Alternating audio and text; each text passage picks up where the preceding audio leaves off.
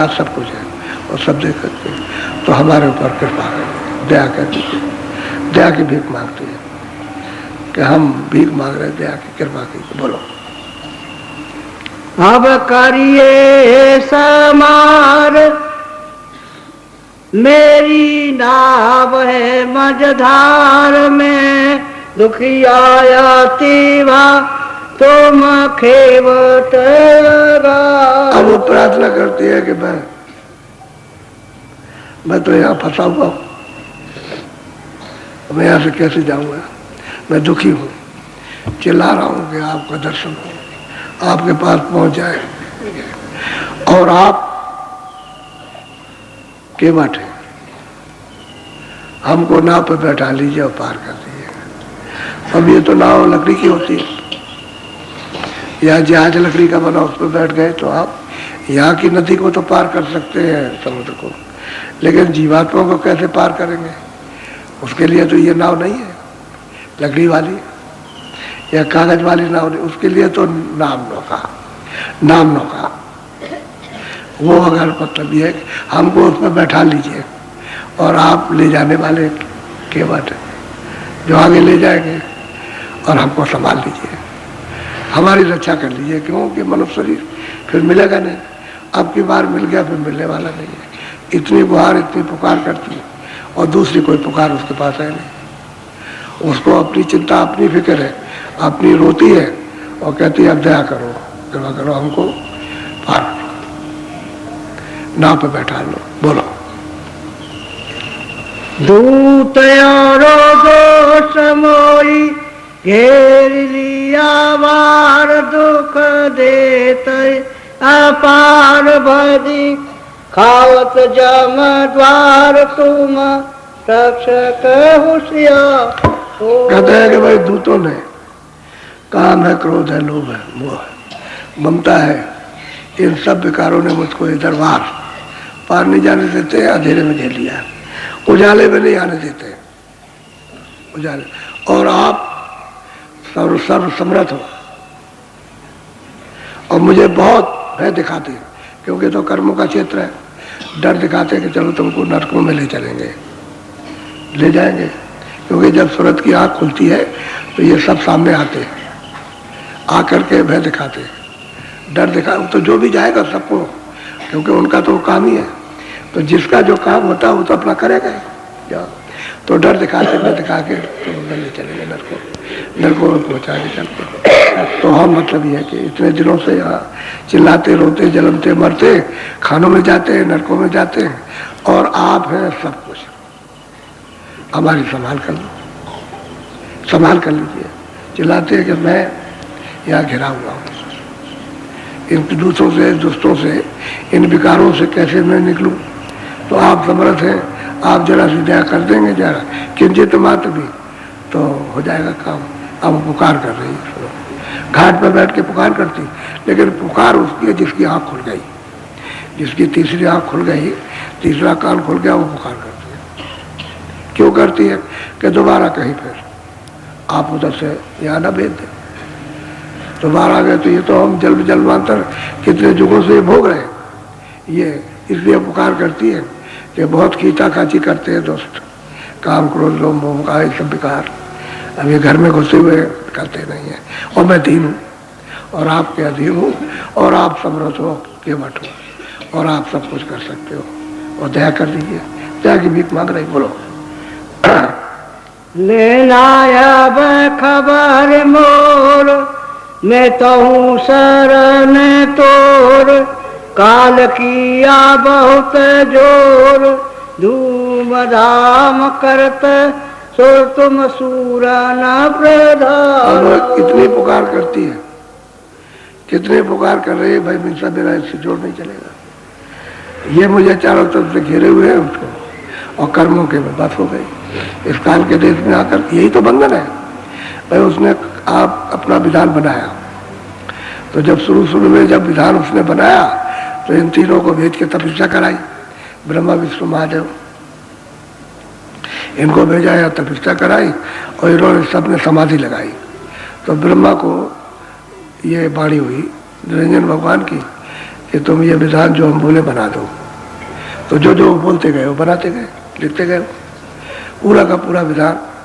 तो 80,000 कर्म कांड और 16,000 उपासना कांड और 4,000 ज्ञान कांड, ये पूरा का पूरा उसी में सब कुछ है। पाप है, पुण्य है, अच्छा है, बुरा है, न्याय है, अन्याय है, दुख है, सुख है, राजा है, रैयत है, समझ गए सब, कूड़ी कंगाल रूप क्रूप, ये सब कुछ मतलब ये चारों खाने और सब कुछ उसने विधान बनाया।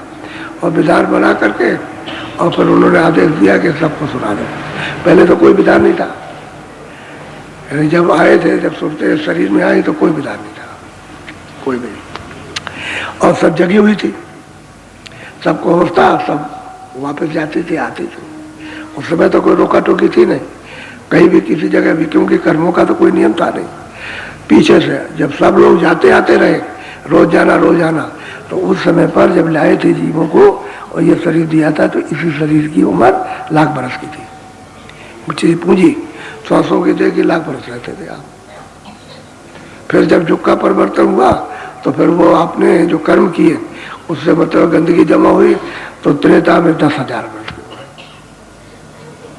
फिर आप कर्म करते करते और मतलब ये मलिन हुए, चाहे पाप करो चाहे पुण्य करो, गंदगी तो लगेगी, तो और मलिन हुए तो द्वापर में 1,000 वर्ष के हुए। अब 1,000 वर्ष की श्वास रह गई, पहले 1,00,000 वर्ष की, फिर 10,000 की, अब रह गई एक। अब जब परिवर्तन हुआ युग का, तो ये कल युग आया तो 100 वर्ष की उम्र, बस जो 100 की पूंजी है वो 100 वर्ष। इतनी छिड़ता हो गई, कहाँ लाख बरस, कहाँ 10,000 बरस और कहाँ 1,000 और 100 बरस। अब 100 बरस भी पूरे नहीं जाते, बीच में मतलब ये 60-70 में झूल के चले जाते, पूरा समय आप करें तो 100 की पूंजी का साथ। अब कोई और इससे और मलिन युग आ जाए तो आपके मतलब ये 10-20 साल की उम्र रह जाएगी, जैसे पशु पंछियों की है कि भाई कोई 10 साल रहो कि 20 साल में चले जाओ, उसके बाद चलो बदल दिया जाए कि तो किराए का मकान तो किराए का, अपना मकान तो है नहीं, एक दूसरे का। उस समय पर ये सब जाती थी जीवात्मा, वहाँ पे तो सबकी आँख खुली थी। तब गोस्वामी महाराज ने रामायण में कहा, सतयुग जोगी सब विज्ञानी। सतयुग में जब सत्य का समय था, कर्मों का विधान नहीं बना था, तब सभी जीवात्माएं योग पथ को, परम पथ को प्राप्त किए हुए थे और सब कृतार्थ थी। न उस समय पर कोई 84 थी, न उस समय कोई नरक बनाए थे। अब जब विधान बन गया और आपको दे दिया आज का कि ये पाप ये पुण्य हम आपको देते, जो आपकी इच्छा हो, अच्छा करो बुरा करो, तुम झूठ बोलो धोखा दो, सबको करो, ये हमारा विधान है। इसका उल्लंघन करोगे तो हम 4 खानों में बंद करेंगे, पशु पंछी में अंडज पिंडज उपज स्थावर बंद कर देंगे और वहां तुमसे कर्जा वसूल करेंगे। और ज्यादा अगर को तुम कर्म करोगे तो मैं नरकों में ले जाऊंगा तुमको, जो खराब करोगे तो। बस उसने यहाँ घेर लिया। अब कहते हैं कि भाई आप तो हमको सबने घेर लिया और हमको मैं दिखाते हैं, तो मैं तो आपके अधीन, मैं तो आप शरणागति में हूँ और आप दया और कृपा कर मुझे बचा लो। इतनी बार इतनी पुकार लगा रही है, बोलो। मेरी बुद्धि है मालिन, मन सूरत है अलीन, बाल पौरख सब चीन, तुम सतगुरु प्रवीण। कहते मेरी बुद्धि तो मैली है। जब हमारी बुद्धि मैली हुए तो मन और सूरत ये भी मतलब मैले है। और मेरा जितना भी बल था वो तो सब आत्म बल क्षीण हो गया। अब कोई बल किसी तरह का नहीं गया। और तुम सूर हो, तुम प्रवीण हो, तुम प्रधान हो, तुम सब कुछ हो, कर सकते हो। आप ये पुकार करती है कि मैं तो, अब तो मैं इस मलिनता में फंस गया, मैं कर्मों के चक्कर में आ गया, अब इससे कैसे छूटूं। पुकार करती है, कैसी दया से कृपा करो कि ये सब साफ हो जाए, कर्मों को काट दो, बल दे दो, बुद्धि को मत, मन को स्थिर कर दो, दूतों को जो काम क्रोध लोभ है, जो भूत बनाए हुए हैं, उनको तो सदमन कर दो, तो आप प्रवीण हो, सब कुछ कर सकते हो। आप कोई, आपके पास ऐसी चीज नहीं जो नहीं है, और आप सदगुरु वहाँ आते हो जाते हो सत्य देश में, तो आप वहीं से आए, आप ही तो हो। अब गुरु से प्रार्थना कर रहे हैं, कहते आप दया कर दिए, कृपा कर दिए। क्यों? वो जो यहाँ आएगा उसी से प्रार्थना की जाएगी, उसको तो जाता नहीं, और जब जानेगा तो इससे उससे दोनों से प्रार्थना होगी। अब वो मालिक से भी प्रार्थना कर रहे हो, गुरु से भी कर रहे हो कि आप वहाँ से आए हो, यहाँ आए तो आपने यहाँ बताया, आप गुरु और मालिक है, तो आप यहाँ दया कर दो, उधर दया कर दो, यहाँ दया आप करो इस मनुष्य शरीर में, ताकि दुष्टों से, इनसे जो बुद्धि और मन मैला और इसके जाल में फंसी हुई कर्मों के साफ हो जाए, यहाँ से निकल जाए। तो इधर तो दया ये कीजिए, उधर कीजिए। नाम के साथ नौका पर बैठा, नाम नौका पर बैठा करके और प्रकार कर दिए कि आप सब तरह से समर्थ और सब कुछ आपके पास। ये प्रार्थना रो करके, विलाप करके कर रही है। अब ऐसे सबको रोना पड़ता है, सब लोग रोते हैं, चाहे वो कबीरदास हो, चाहे रैदास हो, चाहे वो हो, मीराबाई हो, और जितने भी बात सब रोए, रो करके सब ने मतलब है विलाप किया। और ऐसा विलाप किया कि संसार उसके सामने क्या चीज, कुछ नहीं। बोलो। मोई दीजय एक दान में मांगत हूँ निदान, सुरते शब्द का निशान तुम समर्थ सुजान। कहते हैं कि आप समर्थ है, सुजान है, जानकार कि हम कहाँ से आए, हमारा घर कहाँ है, हम कैसे हमारा छुटकारा हो सकता। तो हमको एक दान दे दीजिए, यानी सूरत शब्द का निशान, यानी सूरत को शब्द के साथ जोड़ दीजिए। शब्द कहते हैं नाम, नामी को शब्द कहते हैं और शब्द को ही नाम कहते हैं। कहते हैं उसका निशान दे दीजिए तो मैं उसको पकड़ लूँ, क्योंकि मैं शब्द ही से तो अलग हो गई, और अलग होकर के दोनों आंखों के पीछे बेसहारा हो गई कि शब्द ही तो हमारा सहारा था, उसी को पकड़ के आई थी और वही हमसे छूट गया। तो उसी का निशान हो, तो समरा तो सब कुछ है, सब दे सकते हो, सूरत को शब्द के साथ जोड़ सकते हो। और जब तक सूरत शब्द के साथ नहीं जुड़ेगी तब तक ऊपर नहीं जा सकती। और शब्द बराबर आ रहा 24 घंटे अखंड है।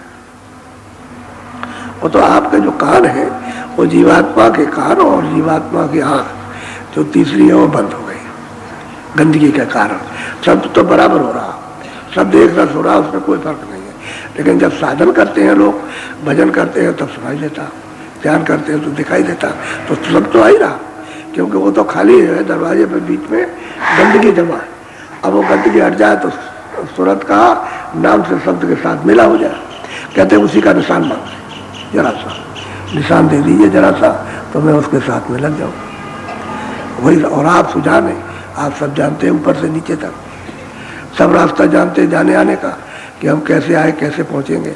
तो नाम का निशान मांग रही है कि शब्द का निशान, सूरत को शब्द के साथ जोड़ दीजिए। ये यानी रो करके प्रार्थना करती है। बोलो।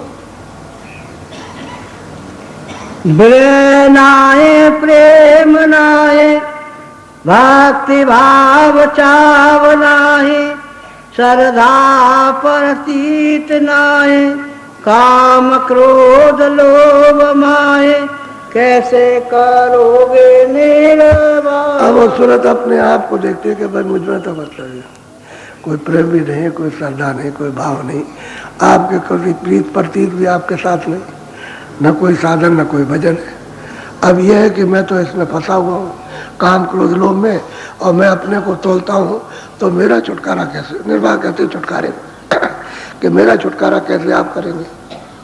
मैं तो इस विकारों में फंसा हूँ। रोती है और चिल्लाती है कि मुझ में तो इतने विकार हैं और आप हमें को कैसे यहाँ से छुड़ाएंगे।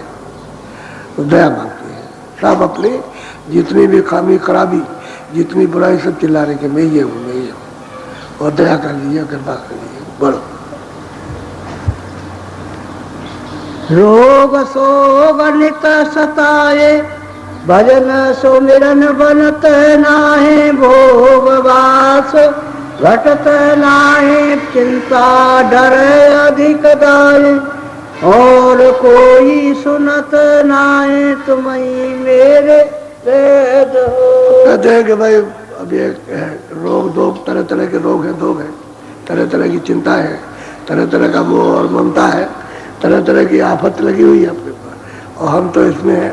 और ये जो अपना कोई काम है, कोई क्रोध है, कोई लोभ है, कोई मोह है, ये अपना अपना बेग उठाते हैं, अपने अपने दर पर रखते हैं, जब चाहते हैं तभी पटक देते हैं, कभी काम में, कभी क्रोध में, कभी लोभ में, कभी मोह में, कभी अहंकार में। और अब क्या करें, हम तो कुछ कर नहीं सकते, हमारे पास तो कोई यतन नहीं है। लेकिन ये है, ये विश्वास